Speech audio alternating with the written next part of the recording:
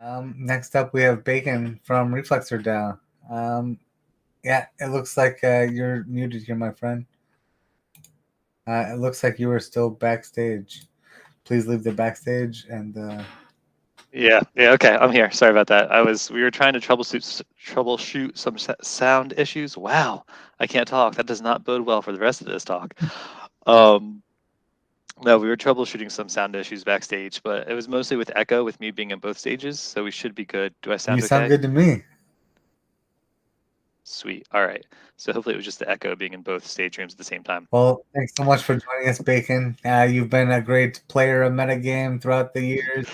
You've been a big challenger and asker of important questions, and person that's not afraid to kind of step in and actually like wear some of these hats that need to be worn. So it's awesome to see Mhm. you stepping into a new role at Reflexer now. Tell us Yeah, a it's little really bit more about. exciting. Yeah, well, it's kind of nice that the shoe's on the other foot now. Now that I've interviewed you twice for my podcast, it's nice that now you're interviewing me. It's a little change up there. But no, I'm really excited to step into the DAO lead role at Reflexer. I'm not sure if people are familiar with the Reflexer protocol, but it's basically a protocol that was designed to create the RIDE similar stablecoins. So it was originally started by kind of a company. That set it all up. I think there was some VC funding that originally got it going, but now that they have the whole protocol established, they're kind of trying to go for this fully decentralized, largely ungovernance approach. Um, where basically the company now is in the final stages of this ungovernance process, where they're trying to remove control from the system as much as possible, and make as much as they possibly can locked into smart contracts, so it's completely decentralized and beyond meddling with, right? But of course, there are a few things that can't be fully ungovernized, right? So things like oracles and things like incentive structure to incentivize liquidity mining, right? Things like that you can't fully ungovern, right? They have to change with time, and you have to have somebody who's reviewing those. And so for that purpose, we're setting up a DAO so that Flex is going to be dissolved, and all ownership of everything that can be owned is going to be transferred over to the DAO. And I've been stepping into kind of the DAO lead role to kind of lead that process. It's very exciting. It's really cool. I'm really excited about the protocol and RAI and everything in general. Awesome. So yeah, we learned a little bit about Rye last year. Amin came and told us about it. Yes. Can you tell people that might not know about Rye what it Mhm. is and how the programmatic features kind of work on it?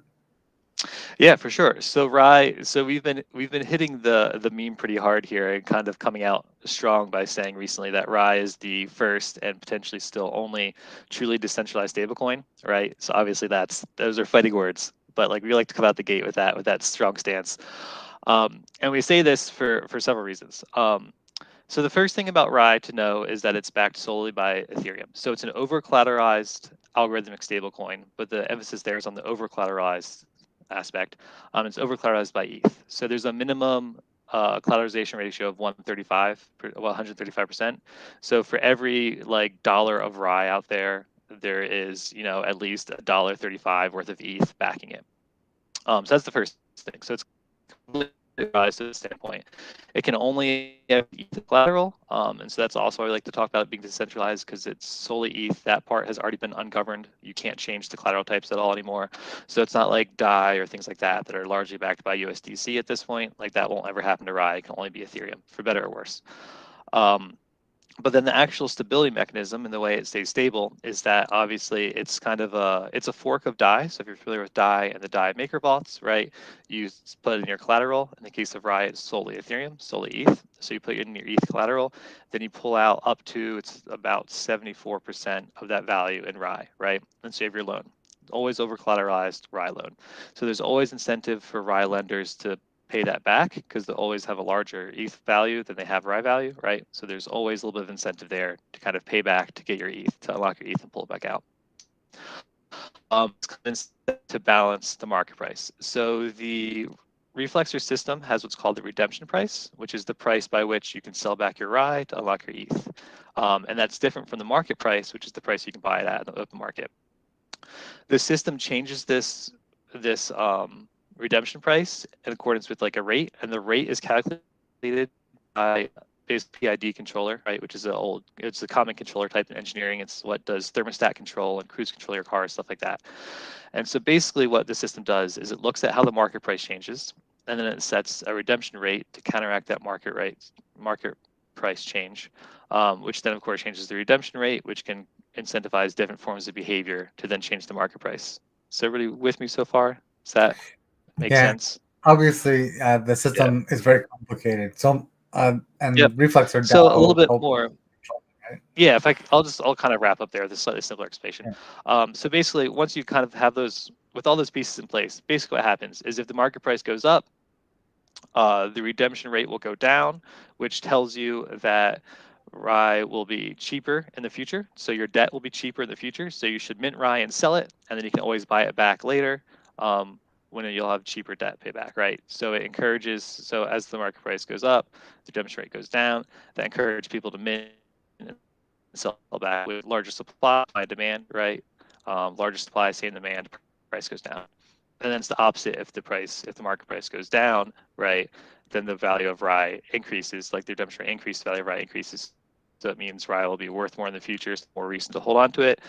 And so people, and also your debt will be more expensive in the future, so people sell it back into the system, right?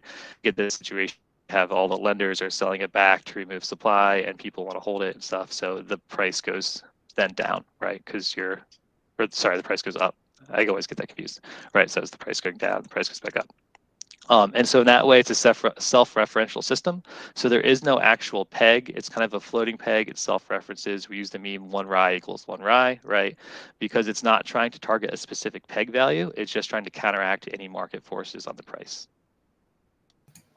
Yeah, thanks. That's definitely a very good explanation of it, and I definitely recommend people to uh, dig in if they want to learn more. But Mhm. yeah, so how does the DAO kind of help manage all that complexity for people? It sounds like the DAO helps in some way with Yes. control. So the DAO. So fortunately, like I said at the start, most of it's ungoverned. So that whole controller process is all smart contract. It's all set in stone. It can't be changed.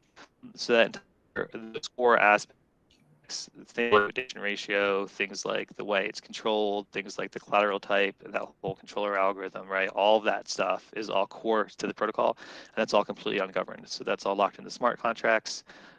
Source code's openly available, right? You can see how it works, and it will never be changed. Can't be changed, right?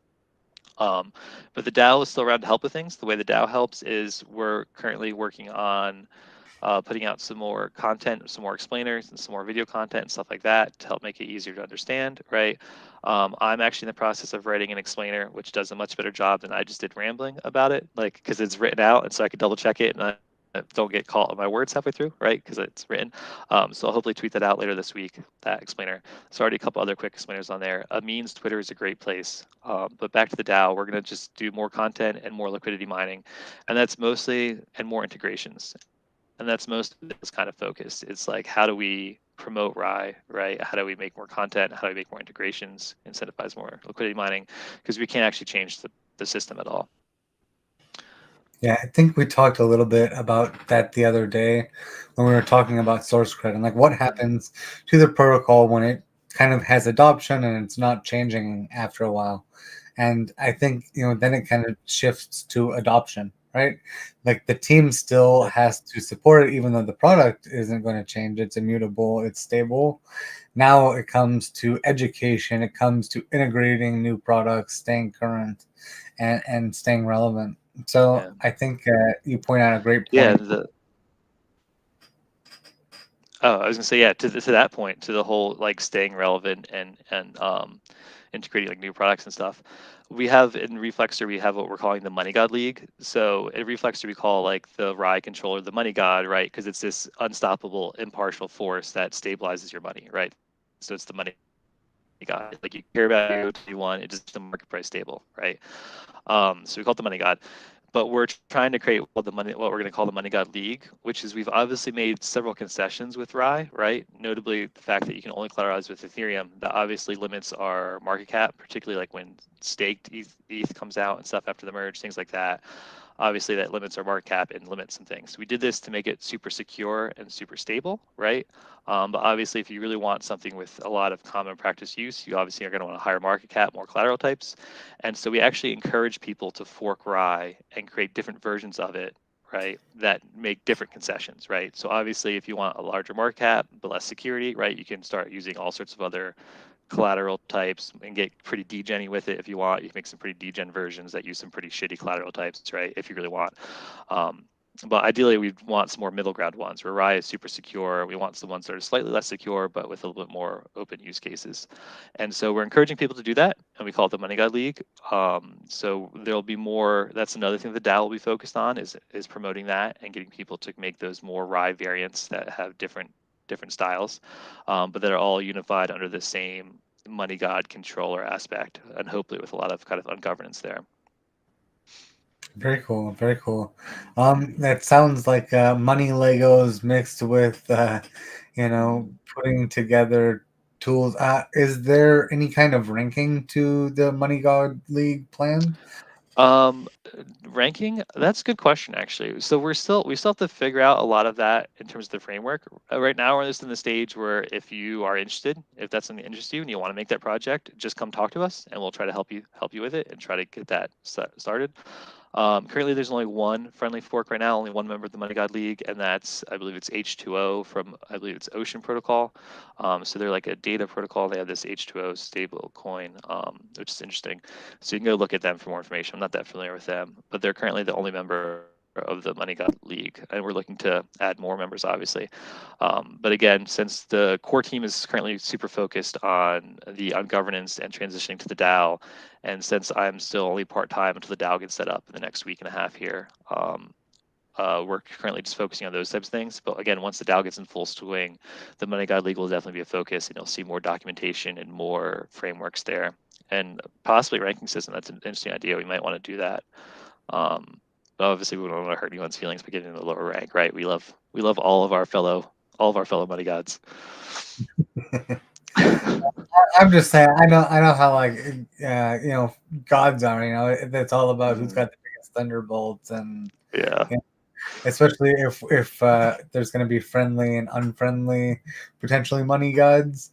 It might yeah. be have Well, like we would those. Yeah, we would hope that they all be friendly forks. I don't really see a reason to make it an unfriendly fork. Like when we're so open and willing for friendly forks right now, I don't really. It'd be a pretty dick move to just make an unfriendly one, right? When we're like open arms here, trying to help everyone. It would be kind of a dick move to just kind of ignore that and steal the code base. But I don't know. We'll see. I'm sure somebody will end up doing it at some point. Yeah, I mean, obviously, the best part about building in the open is how easily we can share and learn stuff. Um, Mm-hmm. it's not about walling off information. So you're right.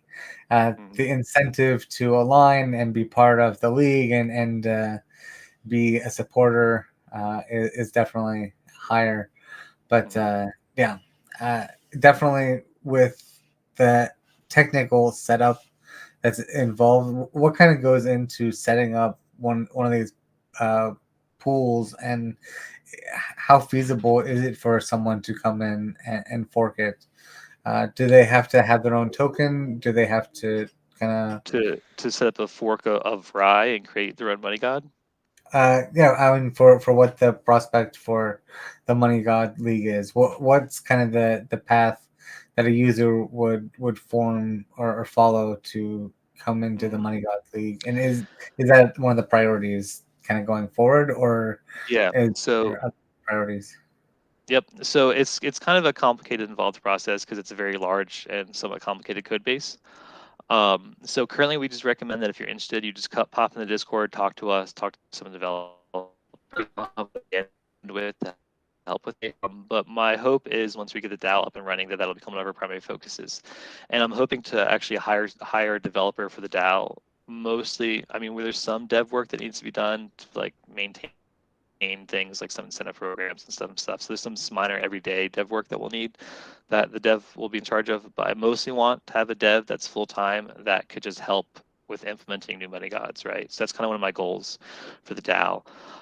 So I'm hoping to maybe be able to get that set up in late August, maybe September, hopefully. I mean, we'll see what happens, but that's kind of what I'm targeting to really kind of focus and double down on that as a top priority.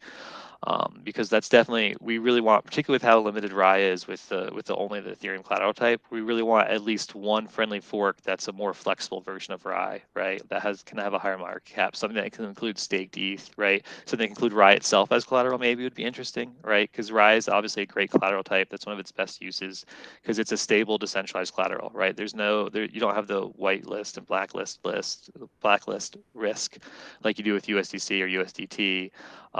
Then you don't have like the hidden centralization that comes with DAI, right? It's a truly decentralized, stable collateral type. So that's obviously something that it would be interesting to see people fork it and actually use Ride as a collateral type. So it's definitely Yeah, something that so we're going to make a priority in the future. I know that Metagame took some steps for adoption of Rye, Hmm. and we've been implementing it in our Polygon pools for a Hmm. number of months, maybe about five months or so. Do, can you talk a little bit more about Metagame's adoption of Rye and Yeah. collateral in the balancer pool? Yeah, I'm so glad you brought that up because I really want to talk about that today because that's one of the main pushes I'm starting to try to make for Rye adoption, Rye integration.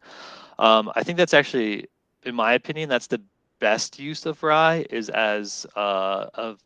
for treasury diversification and stabilization of DAOs, right? Because if you're a DAO, you want something really decentralized, and you obviously need a treasury to pay your bills, and you want that to be fairly stable, right? So the answer to that is to have Rye in your treasury, right, or in your pool. Like so, metagame, the specific metagame example, which is I think is a good example for DAOs, and it should hopefully kind of set a trend is that you usually have your own tokens. Like MetaFest has its seed token, and the way that seed token is supported is you create a liquidity pool where it's basically gets a value from being in the liquidity pool, being backed by, like in the example of the seed token, it's ETH. And so a lot of DAOs you see this, like they have their token, they create a liquidity pool with it with ETH, and that's kind of what sets its value, right? Then of course there's buy and sell pressure that changes the value, but the original value is set by whatever you set it to in the liquidity pool with the ETH backing. But the problem is that then when the Ethereum price changes, then your token price can vary wildly, right? Even independent of your own buy and sell pressure that you're creating on your token. And so that's what we did in metagame is we created a balancer pool on Polygon because in Balancer you can have multiple token pools. And so we created a pool that was, I believe it's, oh, I should have looked this up. I believe it's 60% seed, 20% ETH, and 20% Rye. Don't hold me to that. But basically, the gist is you can pick your own ratios, but the gist is you have your thing backed by a combination of Ethereum and Rye. And what happens when you do that is it's a particularly great option for metagame because metagame is trying to focus on growing the Web3 space. And so that obviously means growing the value of the Ethereum token. So we wanted to keep that exposure to Ethereum with our seed token. So in theory, as Ethereum goes up, the value of our seed token goes up. But we also didn't want people to be completely screwed by market downturns like the ones we're currently in. And so that's why with Rye, it kind of dampens your Ethereum exposure. So it doesn't go up quite as much when Ethereum goes up, but it doesn't go down nearly as much when Ethereum goes down. And so it helps make your seed price a lot more stable, or whatever DAO token you're using, price a lot more stable. So that if you're using it to pay people for their work, right, people can expect a fairly stable payouts, right, regardless of what the market's doing. And depending upon the setup of your DAO, so if you're just trying to make strictly a service DAO that just wants to pay people for things, and you're just using a DAO structure, but you're not necessarily worried about growing the space, then you might want to have your token backed entirely by Rye. Just have a liquidity pool that's just with Rye, right? So then it maintains a very stable price so that people can really kind of rely on that for, kind of salaries and pay and stuff. But I really like the balancer pool concept with the split with ETH and Rye because I think that's really cool for a lot of these DAOs, particularly as you try to grow the space because it still gets you that Ethereum exposure, right? Um, lets you long ETH a little bit while still having a fairly stable token. Yeah, I think token management and basically budgeting is something that a lot of people don't think of.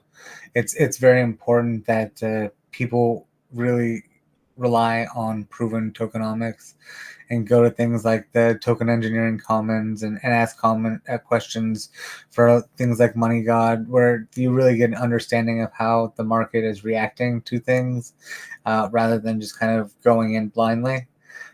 Definitely reach out to peers and experts in the field. So I think that the education that you're doing with treasury management is super important. Um, can we talk a little bit about the kind of the team behind Reflexer? So, how many people are core uh, contributors, and like how large of an effort is it to coordinate the people towards what you're doing?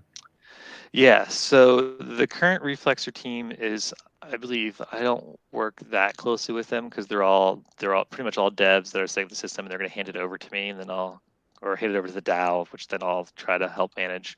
Um, but if I recall correctly, currently there's about 6 people, mostly devs. They've been working real hard on this for about 2 years. I think they've been working on this. But now that they're in the final stretch here. And of course, once they hand it over, they'll all basically take a step back and they'll basically be probably just in an advisory role. And then the DAO will kind of take over. And the main team of kind of full time people with the DAO, we're currently targeting 4 people. So it'll be myself and or whoever the DAO lead is. Hopefully me still for the foreseeable future anyway. Then also we'll have somebody in charge of business development integrations. So currently we have Kingfish, who is our part-time BD person for now, but we'll probably move to a full-time person at some point here. Then we're also looking to hire a community manager and communications person. So somebody who can really kind of do some communications for us, write some really good explainers, make sure there's a good RAI message out there, and also manage our community for us. So we're currently hiring for that role. So if you know anyone who'd be good for that role, send them over. Hit me up on Twitter or a Discord, Reflexer Discord, and throw in your recommendation or your own hat in the ring if you're available for that. And then the fourth person, of course, is that dev I mentioned earlier. So we're still looking to hire the dev as well. We haven't started that process yet because we're not focusing on that until August. But if you're interested in that, definitely come let us know. Again, hit me up, drop by the Discord, let us know if you're interested in that or if you know somebody who might be good for that role. But yeah, so hopefully that core team of 4 people we'll be able to coordinate DAO efforts pretty well because that covers, some basic day-to-day DAO management, like by me. It covers really kind of getting out there and beating down doors for integrations with the BD role. Then, of course, community management and communications, and then our dev to cover loose dev things and also promote the friendly forks. So that should be a pretty good lean team for us, just 4 people full time. And then, of course, we'll have, DAO can give out grants and things if we need specialty one-off services. We can issue grants and things like that, or things of that nature. Awesome. Yeah, it sounds like you're wearing a lot of hats right now. We had two other speakers today that had products and services that might be of interest to you. Uh, Mm. Obviously, you've probably heard of YapDAO. Have you heard of YapDAO? Yes, that sounds familiar. Yeah, so I I definitely think so. It recommend sounds familiar. I reaching can't. out to Mia or Clement. They were here earlier and they were talking about kind of refining the marketing and the one-liners and getting those pitches ready. I think that will and leaning on other service DAOs to fill some of those roles and build at the same time build the alignment and networks is probably a great place Mm, to start and to find some of those connections. And then yeah, that the hat protocol was pretty cool too. It allowed basically you to assume the top hat and assign different hats to other people for different roles, mm, and it looked like a really neat way to kind of build out an organization and define duties and roles and responsibilities. So yeah, interesting. I think yeah, we're all kind of focused on different things. So having someone that's thinking budgets is important. So the Reflexer Yeah. DAO is a important service as well. So Yeah. you know, go ahead. Yeah. I'm really excited about kind of the MetaFest speakers this year. Unfortunately, I still have my old school meat space job that I'm still at. That's where I'm at right now, actually. And so I've 2 more before I quit and give my notice just this afternoon actually, because I'm currently part time with Reflexer, but then I'll definitely get to quit here in about 2 weeks and then be full time with Reflexer. But right now I'm pretty busy, and so I haven't gotten a chance to follow up with the MetaFest as much. But I'm really excited about watching some of the talks afterwards, some of the restreams, and some of the recordings, because there's definitely some good speakers here. It's some really interesting stuff. Well, thank you so much for joining. I know how crazy it is juggling the day job as well as everything else. Yeah. So definitely congratulations on being able to step into the role full Yep. time soon, and it's wonderful to see what you've been doing in progress. Thank you. Um, Thanks. can you remind us of the information, socials, Twitter, Discord? Where should people go to learn Yeah. more? Reflexer. Yeah, Yeah. so I'm Bacon on Discord, with the octopus emoji for metagame and the Maui head emoji for Reflexer. So you can usually find me like that. I'm in obviously the Reflexer and metagame Discords. Twitter should be at Baconator, spelled with an H. It's the AE. It's just you can find me on Twitter. It's at Baconator. It'll probably come up eventually. Um, and then, yeah, obviously, for more information on Reflexer, you can go to the Reflexer site. It's reflexer.finance, I believe, and then you can launch the whole app there. But mostly, like, pop by our Discord, just come by, say hi. We're trying to build up our Discord a little bit more. We could use some more activity there. So we're always welcome to new people pop into our Discord to say hello and learn about the SYS protocol. So that's really the number one way I'd recommend. Also, if you just want to follow up with stuff, there is a Reflexer Twitter you can follow, and then also a memes Twitter, as you referred to earlier. He posts some great memes and shit about Rye a lot of the time. Um, or just follow Vitalik, honestly. Vitalik's been posting a lot about Rye recently. I have to drop that plug in here because when Vitalik talks about your protocol, you have to drop it in it every time you talk. So I do have to mention Vitalik is a big Rye fan, and he tweets about it a lot. So you can just follow Vitalik, I guess, and you'll get some Rye news that way too. Um, so shameless name drop right there. Yeah, I mean, I learned about it deeply last year, and I've been impressed with it. So yeah, it's nice to see that it's still here, around, relevant, and thank you so much for building adoption for it and having people think more about their budget and stable coins that are programmatic stable coins. So Yeah, of course. Thank you. Thank you for having me on. great to see you. I'll sure I'll talk to you again soon. Yep, sounds good.